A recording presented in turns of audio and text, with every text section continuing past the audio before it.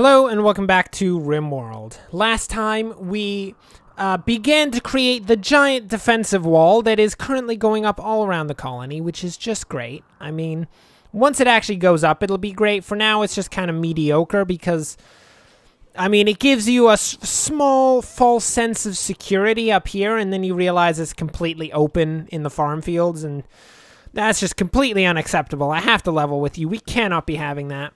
By the way, in talking about farm fields, we probably need to build a few more of these because we have been expanding just a little bit. I don't know how much excess food we're producing at this point, but I feel like it's not enough. So how about we got potato plants. Let's get some, what can we get? Strawberries? Yeah, sure. Let's put some strawberries in there. We're going to make a few more potatoes, and then I guess we'll get some rice on top of that. And that'll just increase our yield for the next season by a little bit. Just enough, I think. Right now we have 56 meals. Oh, did some of them go bad? Oh, I hope none of them actually went bad. That'd be terrible. But we do have tons of potatoes. We have 602 potatoes, 127 rice. So we should be in a good position for food, at least for now. What is it? 10th of fall? Yeah. We may need to do some hunting before the end of winter. That may have to be a thing. But for now, we're okay. We're going to be able to survive for a little while at least. Probably one of the things that we can do to improve that is actually get this kitchen up and running. So that should be a priority after the creation of the defensive wall, which is clearly the current major priority of the situation. So we're going to get that done. Ooh, a trade caravan. Well, trade caravan. Oh, is there only 2 people there? Oh, we could totally take down this trade caravan. I mean, I'm not going to because that's stupid. I mean, that would just anger a group that is clearly far more powerful than we are. I mean, the traders municipality, they ain't no joke. They run around with tons of people. Welcome to the colony, my friends. Welcome to the colony. How many people are actually in this group? I think there's 3, but it's hard to tell. Okay, there's 3. Ah, I see. And they have grenades and such. Although they aren't that well armed when we actually look at it. But anyway, we're not attacking them. No matter how much I want to talk about attacking them, we're not doing it. We're just going to trade with them. Okay, what do we have? We have a couple miniguns we could sell. They seem to have a bionic leg. That is nice. I appreciate that. We're going to sell off our miniguns because they are just absolutely wretched weapons. They are the worst weapons that you could think of. They are terrible. I mean, admittedly, like, a rock is worse than a minigun, but at the same time, that's not saying much because it is just a rock. So we're going to sell that off. We sold off the Molotov cocktails, great bow, short bow. What else can we sell? Oh, some beer, because that's what we do. Not all of it. Don't sell all of the beer. I thought that would just do a small amount of the beer, like maybe 100. So let's actually try selling off potentially 100 of the beer that we have. And then we can potentially pick up some medicine, a few components maybe, and just get the rest of the actual money for ourselves, which will be great. We'll get that. We'll get... is that worth it? That's really expensive medicine. We have herbal medicine. We don't need that. We could get a bionic leg. Actually, in saying that, that could be useful in case someone loses a leg. Ooh, that's $1,000. Okay, we're not buying a bionic leg. That's way too much. But actually, that looks pretty good. We're going to accept that. We got a good 800 gold out of that and a few components, which are, of course, very important to the colony overall. We need all the components we can get. And we should be in a good position at this point. Very nice. Good job, everyone. That was a good trade deal. Chewy doing his thing. Do we still have more wood out here? We have a ton more wood. That's perfect. So they'll continue to actually build up the defensive wall. We should probably start designing the actual defenses now. Okay, what are we going to do for defenses? Let's look at security. Can we do planning? I think there's a planning thing in here somewhere. Plan, there we go. So all of the enemies are going to come from this direction. Clearly, one thing we're going to have to do is clear out all of this rubble. But after that, I feel like there shouldn't be... Ooh, ship antimatter reactor. Thank you very much. What should we get next? Charged shot? Ship computer? Cryosleep casket? I think gun turrets, actually, so that we can start setting those up in our defenses along this area. So, and in saying that, what is the ship reactor's cost? 500 steel, 500 plasteel, and 10 components. That is a lot of cash monies, my friend. A lot of cash monies. We will not be doing that quite yet. Okay, back to the security planning. So, I feel like having our defensive structure start here. We can have maybe a little placement for a gun turret in here. I think they're 2x2, are they not? I think that's a thing, so we'll have a gun turret placement here. Potentially, we can build another gun turret placement along here. So basically, we'll have 2 gun turrets here. And some nice positions for people to take cover in. Cargo pods. Ooh. Aw, chocolate. A chocolate cargo pod. That's amazing. I mean, it's not the best. I mean, actual legitimate food would have been far more useful. But at the same time, you take what you can get, you know? So now that we've got that in this position, we basically build a full surround on these turrets. Then we can build down here. We'll have like a little opening here, maybe 3 wide. And then we'll have another gun turret placed over here in a similar fashion to this one, so that it goes like that. And that will be our defensive placements for the most part. Is that enough defenses? I don't know if that's enough placements for everyone. We could set up like a rear defensive line here so that people can take cover in like this area in case they're coming through here. And then maybe a couple rear defensive lines along this area, potentially just expanding this into a little circle.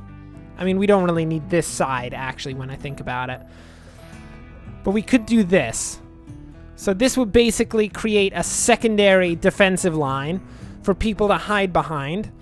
And we'd fire out of these structures. That is great. That'll be a perfectly amazing defensive line as soon as it's actually built and we have like gun turrets and stuff, which is kind of important to the whole actual fruition of this defensive structure. Just saying, but that's going to be the basic concept. A slightly like Star Fort style thing. I know I said I wanted a Star Fort last time because I like Star Forts.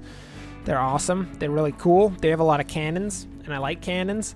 We won't have any cannons because we're chumps, but you know. And then potentially we should set up a mortar section somewhere in here, maybe like along here. Because in case there is a mortar attack against our colony, we should be prepared for that. And I feel like the only way to really respond to a mortar attack is to try to mortar them right back. It's just the way to do it. Okay, so we will need more steel, if not immediately, but at some point. So we're going to continue mining out the steel we have in the colony here, and I think that's all the steel we have left. Yeah, that does appear to be a thing. That is kind of concerning. But we can use our electric smelter to actually start smelting down steel slag into metal, which is going to be very useful. So all of these like steel slag chunks like this and these ones out here, we can pick them up, bring them into the colony, and turn them into actual usable steel. Mad animal. Ooh, a local muffalo has gone mad. We have local muffalos? I didn't know that was a thing. People, to the defenses. There is a muffalo trying to kill people, and that's actually a dangerous thing, oddly enough. Normally, one animal trying to kill people is not all that dangerous, but if it's a muffalo, that is a concern. Okay, I see. Everyone fall into defensive positions in here. I know that hiding behind sandbags is a bit much for fighting a single muffalo, but we're gonna do it anyway because, you know, I can't be asked to not do it. The sandbags are here. They're just too good. Bushetto, fall into position behind the sandbags. Ninja and Kimmy and Wolf are all going to try to take down the muffalo as it's running after you. Please don't get shot by them. That'd be terrible. Oh, we got this under control. That was actually kind of just not even fair. I mean, I felt like that was a good idea before, but it just kind of seems cruel to just take up a firing line and just shoot them down. Oh. Well, here we go. Oh, Sappers. Has to immediately be Sappers. As we build our nice little defenses, they immediately go for the sapping idea. So are they attacking immediately? Yes, they are. Okay. Everyone into position. Prepare yourselves. We are going to have to fight off a bunch of disgusting Sappers. So we're going to fall a few people in on this position. We're going to have Brody get in. Probably hide up here with Wolf and Aya. And we're going to get Nina into position. Wow, we have actually a lot of combatants in our colony now. I remember we had issues with pacifists. I think this was the colony we had issues with pacifists at one point. And now there is definitely no issue with pacifists. We have a lot of people who want to shoot things, which is always a good thing, I have to tell you. Start opening fire. Kimmy, can you really not shoot them from there? Come on. Oh, they blew up our wall. We've been building that wall for a while, you fools. Oh, what are they going to blow up next? They appear to just be grenading wooden walls, which is kind of fine, actually. Fall into a defensive position, Bushetto. Take him down, people. Brody, you're just going to sit back and wait until, I don't know, someone tries to bum rush us. Okay, Ninja is now dead. That is not good. Are these actually cover? That is a fair question. I'm not actually certain that these marble chunks are cover. This might not be the right time to ask that question, given that someone just died hiding behind them. But, you know, you gotta do what you gotta do. Okay. So it appears that we have fought off the Sappers, which is, you know, that's a thing. Ooh, we've got a new person to potentially replace, Ninja. I mean, replace is a strong term. Not really going to replace Ninja. It's just going to be a person, instead of Ninja, who's now dead.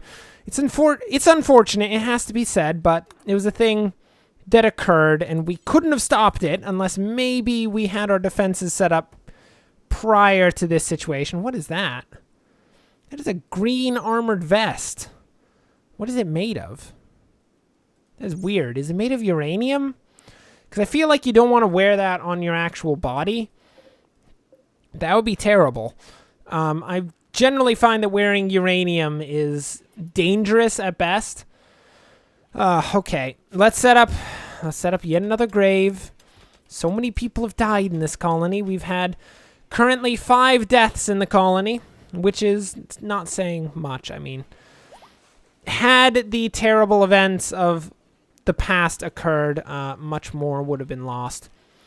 Okay, let's reset up this defensive wall. Now, I'm pretty sure that if they're not sappers, the enemies won't immediately try to take down this wall. So, only the sappers are the ones that are going to come in and try to, like, blow up our wooden walls. So we should be fine for this as a defensive structure, so long as they're not specifically coming to take down structures, like dig into our colony and things like that. So do not be concerned about the last defense, which caused the destruction of a small portion of our wall. We are fine. Ty, where are you bringing that? Ty, do not bring Ninja to the House of the Dead. The House of the Dead is for our dead enemies. Oh, Ty, why you have to do that? That is the worst. Now he's in the House of the Dead. Oh, we can't just put our people in the House of the Dead. Let's get computer cores up and running. And for security, let's get some improvised gun turrets running here. So we'll have... Ooh, they're actually only one. Okay. We'll set that up there. We'll set this up here. And we'll set this up here. And then we'll have to revise this defense just a little bit, because those are smaller than I thought they were. We'll build just a little bit of this. And we'll build some of this. And then cancel up some stuff. And then we should have our defensive structures all the better. And that opens up a lot more spaces for people to stand and fire from. Which is perfect. That's always been the staple of our defenses. People standing and shooting.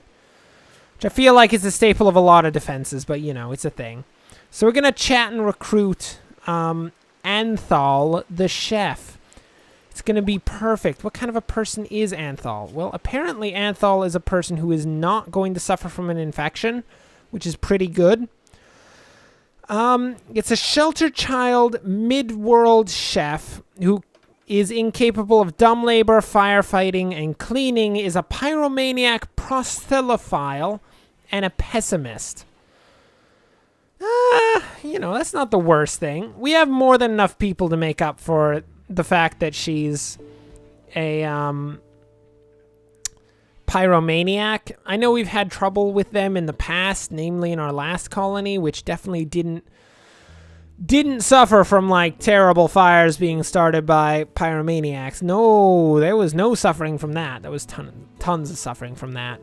But with all the other people to put out the fires, I think we should be okay on that mark. Bushetto, once you finish that meal, if you could possibly dig the grave for Ninja and then maybe put him away, that'd be great, because I'm not exactly happy about him being in the House of the Dead right now. So now that you got that, if you could possibly bury Ninja, that'd be amazing. Only our enemies are allowed to be put into the House of the Dead, people. Come on. This is standard procedure for Zeitgeist a la Kami. I mean, this House of the Dead has been around since the very beginning and is currently filled with something like... That looks like 20 or 30 bodies there. That is pretty significant, actually. We've killed a lot of people. Anthol? Come on, Anthol. Don't be like that. Bushetto? No, Ty. Ty, you are officially going to wait outside her door. If she knocks down the door, kill her. That's all that's going to happen here. Yeah, Anthol, stop trying to break down the plasteel door. Come on. Get yourself together, Anthol. Don't make me open that door and okay, we're opening that door and going in there. Brody, get into position. You're going in and you're pacifying Anthol. Please try not to kill her. That'd be ideal. Let's go. Put her down. Ty, do not be that guy right now. Come on. Jeez, Ty. That is just not acceptable. Take him down, Brody. Brody, you have a sword. Come on, finish her off. There we go. There we go. Nice job, Brody. Nice job. Now, if you could possibly capture her, that'd be great. We'll just fix that plasteel door before, you know, things get too dangerous there. Anthol is, of course, back in her cell. She will continue to try to be chatted into recruitment.